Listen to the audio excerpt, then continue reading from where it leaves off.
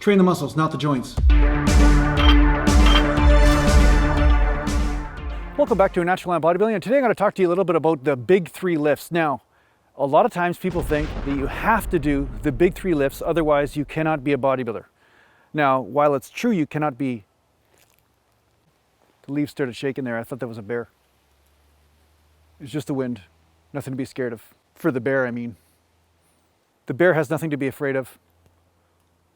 He is not in my territory.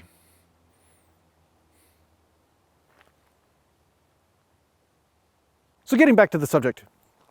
The big three lifts, a lot of people think that you have to do the big three lifts in order to gain muscle or in order to be a natural bodybuilder. Now, while it's true you have to do the big three lifts in order to be a powerlifter, because that's really what powerlifting is the big three lifts, the deadlift, the squat, and the bench press. That's not necessarily true with bodybuilding. Now, do I think that there's a benefit to the big three lifts? Of course I think there's a benefit, because you are guaranteed to hit a lot of different muscles in the body, and this is necessary for a natural bodybuilder. You want to hit the most amount of muscles as possible in a lift, and especially the major ones, the ones around the hips and the quads and the hamstrings and the posterior chain, as far as the lower back and the upper back and everything, and the traps, like all these muscles, you do want to hit them.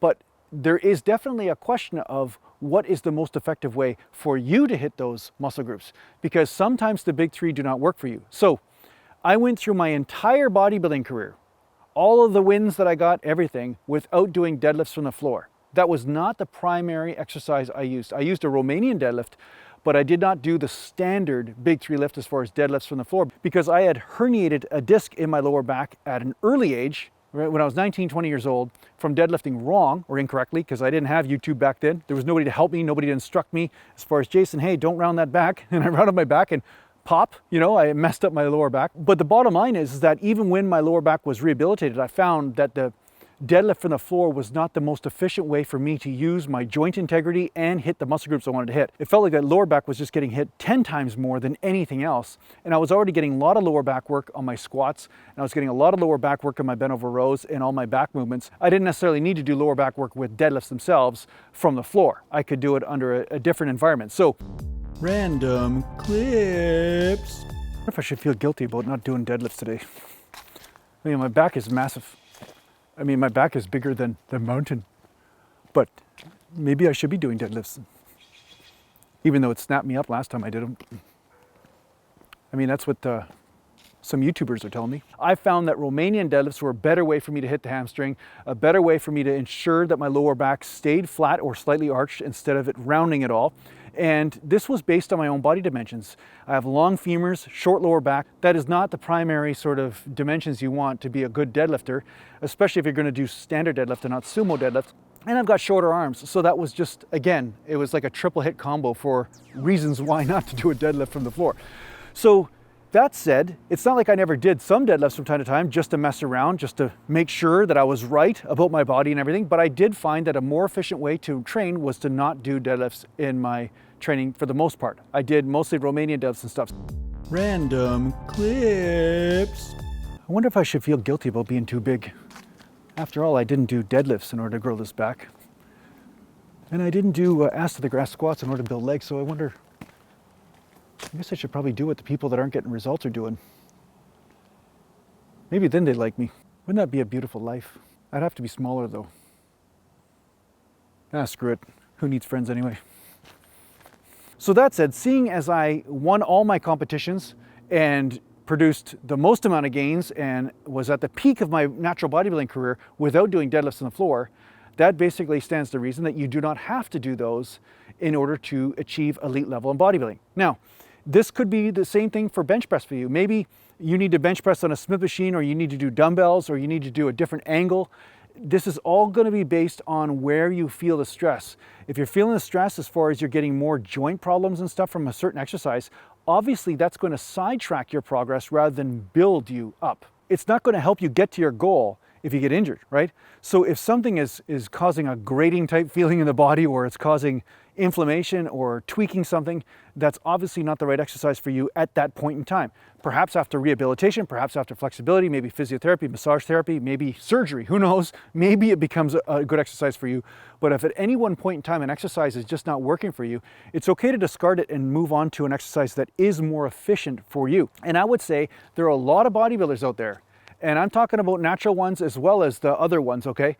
There are a lot of bodybuilders out there that do not do certain lifts because they found it just works against their goals. They actually get sidetracked, they get injured, they do not get any more results from it. And this is normal in bodybuilding. And that's the difference between people who achieve the elite level as opposed to people that are in the medium level. Like there's lots of guys that are the exercise purists on YouTube. Some of them have very, well, let's just say they have substandard physiques, and they're talking about how you must do an exercise a certain way.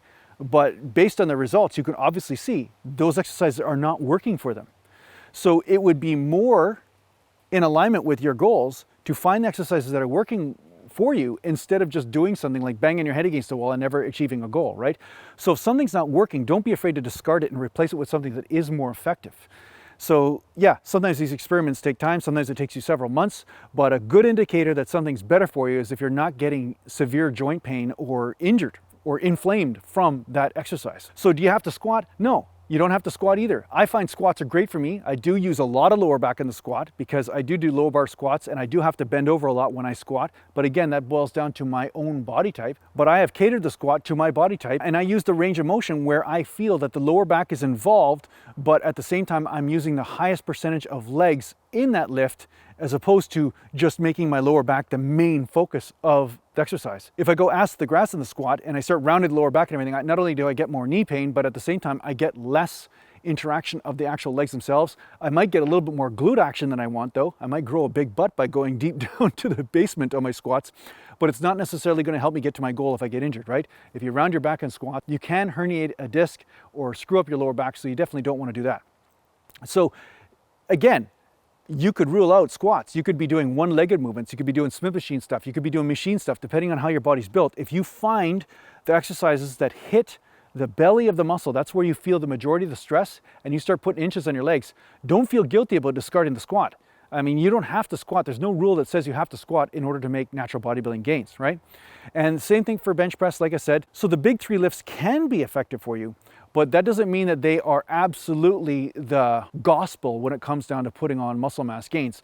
It's just that it's a general sort of rule, and most people will find there's about 2 out of the 3 lifts that work really well for them, or maybe even 1, but not all 3. A lot of people will find that not all 3 are the best possible lifts for them to make bodybuilding gains. I hope this helps you out in your training. I hope you got something out of this video, and if you need to get a hold of me, just go to Natural Gallant Bodybuilding, and thanks a lot to the page and supporters, and take care for now.